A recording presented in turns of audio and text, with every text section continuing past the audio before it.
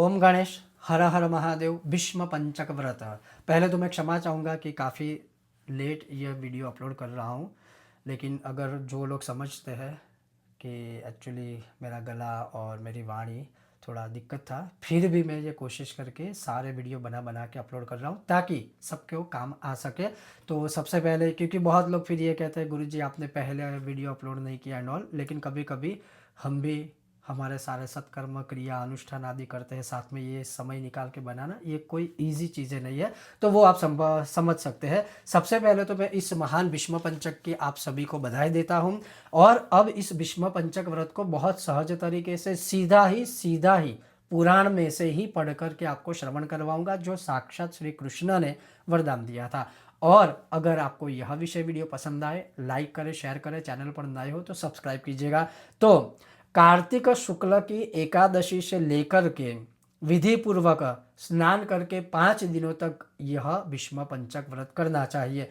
क्यों करना चाहिए? तो बाणशैया पर जो सोए हुए महात्मा भीष्म ने राजधर्म, मोक्ष धर्म, दान धर्म का वर्णन किया, जिसे पांडवों के साथ भगवान श्री कृष्ण ने भी श्रवण किया, और उसी जो धर्म को सुना, और उस धर्म को दूसरी परिभाषा में विष्णु सहस्त्र भी हम कह सकते हैं, सुना, उससे भगवान वासुदेव प्रसन्न हुए और कहा कि भीष्म तुम धन्य हो, तुम धन्य हो, तुमने धर्मों का स्वरूप अच्छी तरह से पालन करवाया, श्रवण करवाया, और यह सारे धर्मों का जो है तूने ज्ञान दिया। और इसीलिए इन कार्तिक की एकादशी से लेकर के तुमने जो एक जल की याचना की थी अर्जुन से, उस अर्जुन ने बाणों के वेग से गंगा जल प्रस्तुत किया, जिससे तुम्हारे तन मन प्राण संतुष्ट हुए। इसीलिए आज से लेकर के पूर्णिमा तक, अर्थात कार्तिक एकादशी, प्रबोधिनी एकादशी से लेकर के पूर्णिमा तक जो कोई भी मनुष्य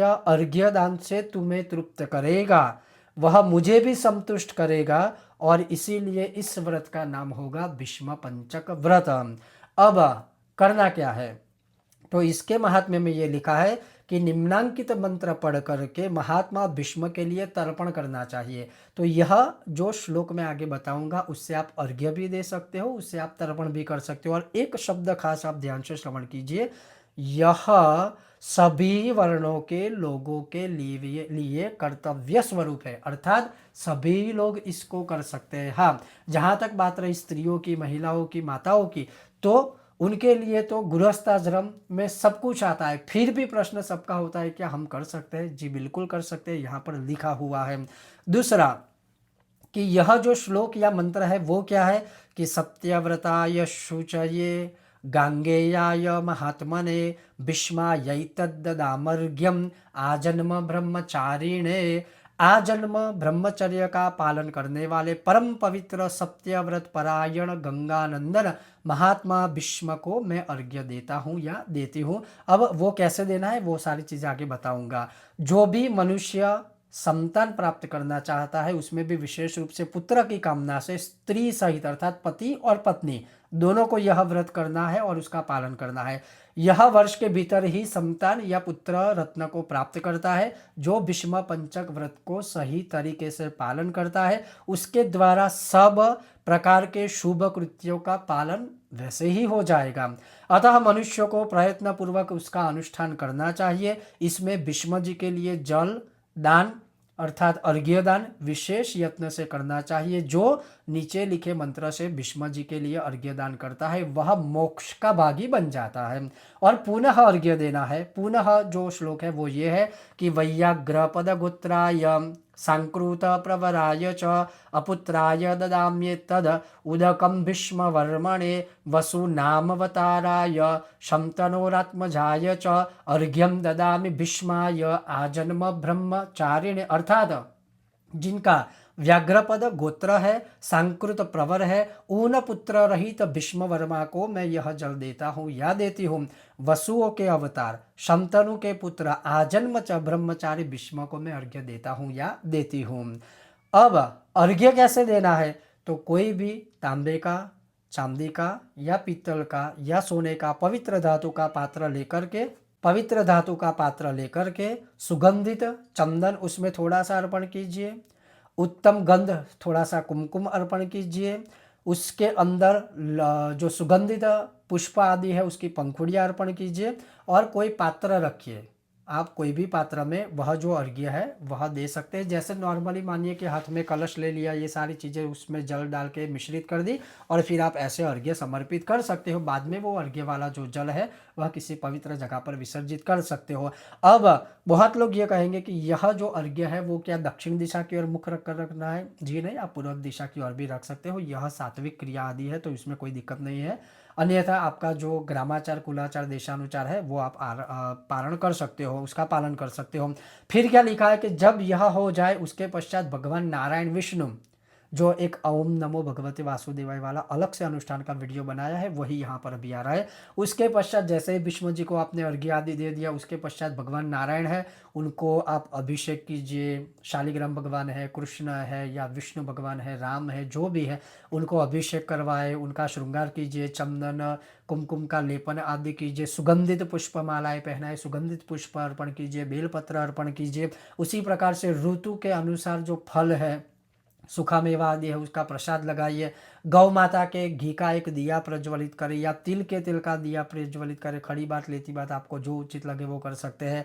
और उसके पश्चात जो है भगवान को प्रसन्न करके भगवान के सामने कम से कम 108 बार अर्थात एक माला ओम नमो भगवते वासुदेवाय जो है उसका मंत्र जाप करें, चंदन की माला से, तुलसी जी की माला से या रुद्राक्ष की माला से। और वह करके फिर या तो आप पाँचों के पाँचों दिन या तो 5 दिन अनुष्ठान आदि करके या नॉर्मली ही 5वें दिन अर्थात जो पूर्णिमा है उस दिन आप भक्ति पूर्वक जो है तिल, चावल और जौ, सफ़ेद तिल, चावल का मतलब जो कच्चा चावल है वो नहीं, जो पायस के रूप में, जो बहुत लोग खीर कहते हैं लेकिन खीर नहीं, पायस उसे बोला जाता है। तो पायस, सफ़ेद तिल, थोड़े से जौ और उसमें गौ माता का घी, ये मिला करके यहाँ क्या लिखा है कि षडक्षर ओम रामाय नमः, ध्यान से श्रवण कीजिए। यहाँ क्या लिखा है, ओम रामाय नमः मंत्र से आहुति दें तो इसका यज्ञ हो गया। आप प्रतिदिन भी कर सकते हो, प्रतिदिन ना कर पाए तो अंतिम दिन भी करें, सूर्यास्त से पहले ही यह यज्ञ कीजिएगा। बाकी बेसिक नियम है और कुछ ज़्यादा इसमें नहीं है।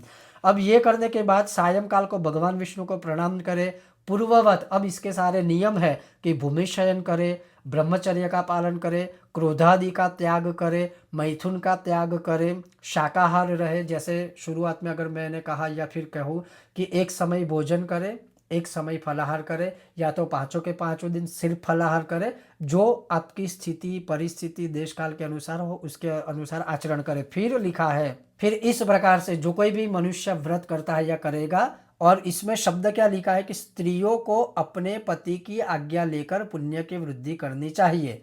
विधवाओं को, जो विधुर है, उनको भी मोक्ष सुख की वृद्धि के लिए यह व्रत अनुष्ठान करना चाहिए। यहाँ लिखित रूप में प्रमाण है जो मैं आपको दे रहा हूँ। पहले अयोध्यापुरी में कोई अतिथि नाम के राजा हो गए थे। उन्होंने वशिष्ठ जी के वचन से इस परम दुर्लभ व्रत का अनुष्ठान किया था, जिससे इस श्लोक में संपूर्ण भोगों का उपभोग करके अंत में वह भगवान विष्णु के परम धाम चले गए थे। नियम, उपवास आदि जो है, दूध, फल, मूल, हविष्य आहार करके निर्वाह करके भीष्म पंचक व्रत का पालन करना चाहिए।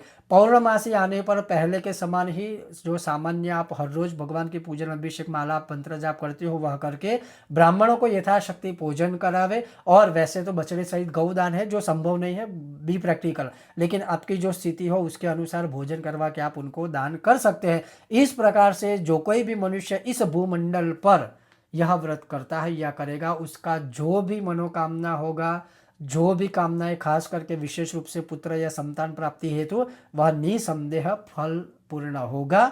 भगवान हरि की उसे कृपा प्राप्त होगी। तो हो सकता है आपके कुछ कुछ प्रश्न आदि होंगे, तो आप चाहे तो पूछ सकते हैं। मैं प्रयत्न करूंगा कि आपको जल्द से जल्द उत्तर दे पाऊँ, क्योंकि कई बार बहुत फ्रस्ट्रेट लोग हो जाते हैं या होते हैं कि जैसे अभी 1 सेकंड पहले प्रश्न पूछा और दूसरी सेकंड में हम उत्तर दे दें। ये कभी कभी संभव नहीं होता है, फिर भी हम कोशिश करेंगे क्योंकि ये व्रत आज से ही शुरू हो रहा है। तो आप देश काल के अनुसार इसका आचरण कीजिए।